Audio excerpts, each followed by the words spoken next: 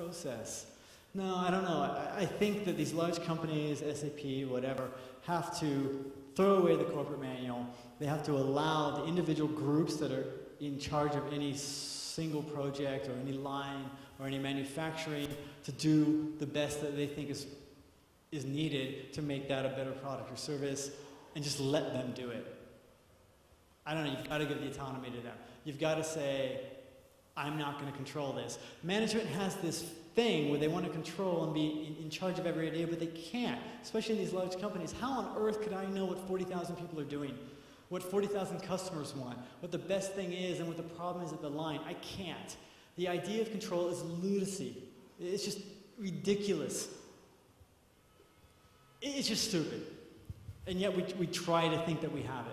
We don't. It's almost like Buddhism. Like, you know, we think we have control, but there's really nothing we control. We can be hit by a bus, an earthquake can happen, a meteor can hit us. It's just crap. It's an illusion. And we can't do it. Let people have their own control. And yeah, sorry. That's a weird answer to that question. But, oh. Okay, speaking about innovations, I was wondering what, in your opinion, has to happen for people to start using alternative sources of energy, because it's absolutely the most rational thing to do, but why isn't anyone doing it? We're not doing it because it's not expensive enough yet to use benzene and oil. So what's going to happen for us to get out of our sand, to stick our heads out of the sand, is for the oil to stay over $100 a barrel consistently. Not 83 or 75 or 90. It has to be over 100 or 120 consistently to hurt the Americans badly enough that they go, oh gee, oil's over $4 a gallon, oh no. And then, literally, then venture capital, investment funds, limited partners, the government will start providing incentives and funds for alternative energy innovation. But until that really happens, that's what's going to happen. It has to hurt us. It has to economically hurt us. We have to go, shit, this is now 10% of our paycheck. Or in Bulgaria, you know, the price of the topla voda and the heating and the parno, whatever, which is already ridiculously expensive, has to go up and up to the point where we revolt. We say, why on earth do I have a 500 lev bill when I was not even there for this month? I just came back to my flat. I was gone for the month of August, and it's 200 levs. And I'm like, dude. So it's starting to hurt. Like, I wasn't even there, and it's why on earth? It's got to hurt us, and when it hurts us, we'll revolt. But unfortunately, we're too idiotic to actually do something independently, and until we feel pain, we're not going to do it. Hey, Steve. It was really wonderful what you said, really interesting. But honestly, I don't have a question. And I can't stop thinking of this prize from Super Hosting, and I really want to get it without a question. So if that's possible. Because they promised an award from Super Hosting if you ask a question, but I don't have a question, but yes. Bastard, come on. Hello. Изпреварихте. So I really enjoyed your lecture. I have those two questions, right? The first one is, you said that right, okay. So I have two questions, and the first one is, you said that management is made of craft, art, and skills, right? So let's say that art lays in the inner self somewhere, and skills are provided by university or some education, whether formal or informal. So where does the craft comes from? Do you think that a young entrepreneur should start by themselves, you know, just learning through the process? Or do you think that it's essential to have some kind of mentorship like the one that's offered in Idea Challenge? And is that clear? And I have this other question, which is, have you ever been in an old-fashioned kind of company? And if yes, how did you get out of there? What happened? How did you get out of these kind of companies? I mean, yeah. Okay, the first question about management being craft, art, and skill. I'm really, really big on this. I think MBA schools, and I've been to one, so I can just say it's crap, are crap. They teach you analysis. That's all they can do. And I would encourage everybody here who wants to go for an MBA to just not do it and go earn your MBA at a company instead.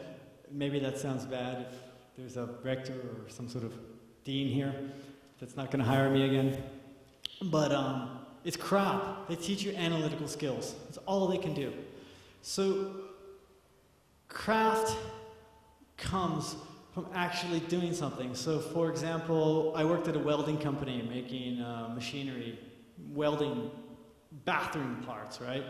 I learned the craft by literally making bathroom parts. Here's a great bloody example for craft.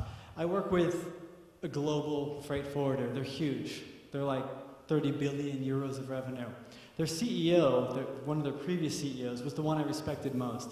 He started as a delivery boy, literally delivering packages.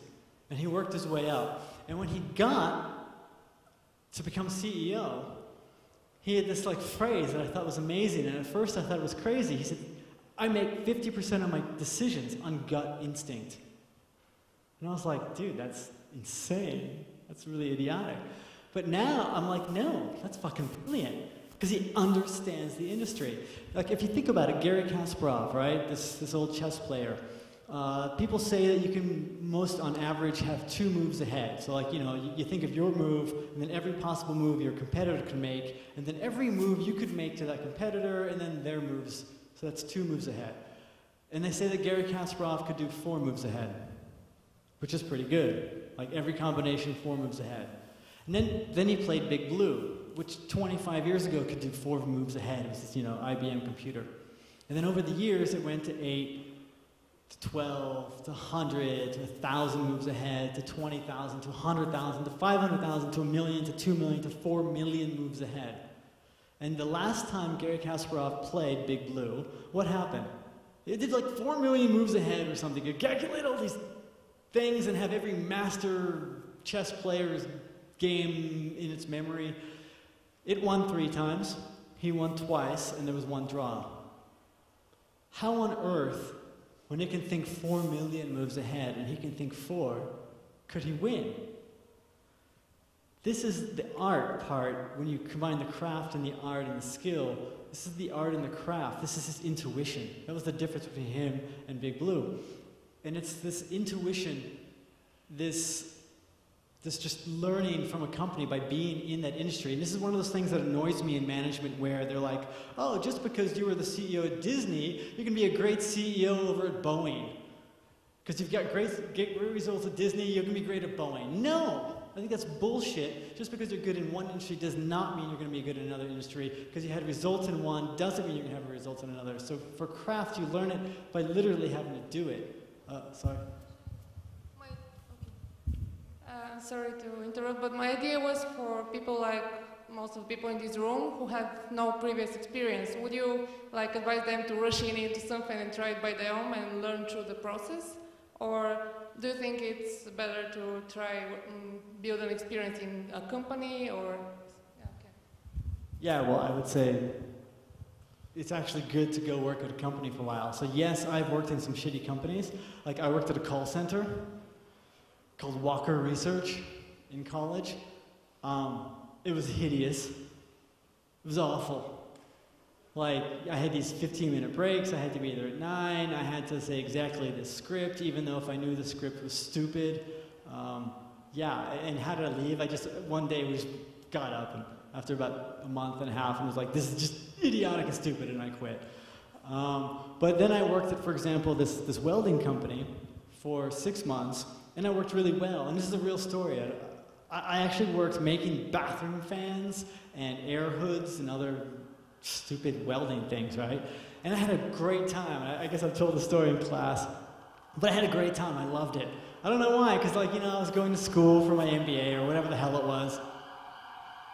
And I don't know, just cool making shit with my hands, right? With my welding machine and got metal and you see something. And when I first got there, the boss was like, okay, the previous dude, he made 300 a day of these bathroom fans, so that's your goal. And I was like, okay. And everybody made fun of me. Everybody was a migrant worker, an illegal worker, or whatever. And they're like, oh, college boys here, like, fuck you, you can't do anything. It's sweaty, there's no air conditioning, you have to show up at 4 in the morning and work till 2 because it's hot. And I actually enjoyed it, and I made 300 a day, right? And after making 300, and I'd be done early, I'd be like, well, I'm bored. And I'd learn how to drive the little bogger things, the forklifts. I started learning other people's job, and I enjoyed it. And when people were like on sick leave or break, I would do my stuff and their stuff. And it was great. I actually had fun. And there's a difference between, I was happy, not just fun. Again, the difference between fun and happiness, those idiots that say, oh, we have a little work event, an off-site, we're playing football every Thursday, it's fun, doesn't mean your people are happy. They might have a fun event, but that's like, I hate these off-site HR events. It's like, oh, we're gonna have fun. That doesn't mean you're actually happy at work. It's okay, you have one fun event, whatever. Anyway, so I was actually happy. And then what happened? After like 3, 4, 5 months, things were going great. I was making 350, 400 of these, doing other people's jobs, driving the little machines. I enjoyed it. And I was making like, I don't know, 15 bucks an hour, which back then was like great. And I was working my way through school. And then they hired an efficiency expert to come. And he literally stood right behind me, like breathing over my shoulder. And he went to the boss and was like, oh, well, Steve, if he just stayed at his little welding machine, could make 500 of those a day, not 350. And so the boss called me and said, Steve, efficiency expert, said you could make 500 if you stay right there. And I'm like, yeah, I probably could, but right now I'm making 350, which is 50 more than you told me, plus I'm covering Jorge's job and Juan's job, and I'm driving the little bogger, and I'm enjoying it, man. And he's like, well, no, but you could make 500, I want more profit. And I was like, dude, no, it's not fun. I enjoy doing this other stuff and talking to my colleagues. And he's like, no, you have to stand there and make 500. And what did I say? Fuck you. And I left. I did. I can't do it. It's insane. You want to make me miserable, chain me and slave me to this fucking welding machine to make 500 of those when I'm already doing 50 more than you wanted? No. So the craft and the skill and the mastery that I had gained from that and the camaraderie was ruined by management theory saying, oh, well, gee, you could do 500. And what happened if I could make 500, for God's sakes? How much more could a shareholder make? Like, this is another thing that pisses me off. Like, shareholders are always like, oh, we want, and VCs, for you startups that are here, we want this 100 times, 10 times return on our investment. That's bullshit. What's the average return on investment you're ever going to make from an investment? 10%, 12, maybe 14, 9, 8. Like if you go to a bank right now, or treasury bonds or T-bills or whatever, what are you going to get? 3, 4%. So if I go, hey, give me $1,000, I'll give you 3, 4%. What are you going to say? Well, I could get that from a bank and you're more risky, Steve. No, I want a little bit more. And you or any other board is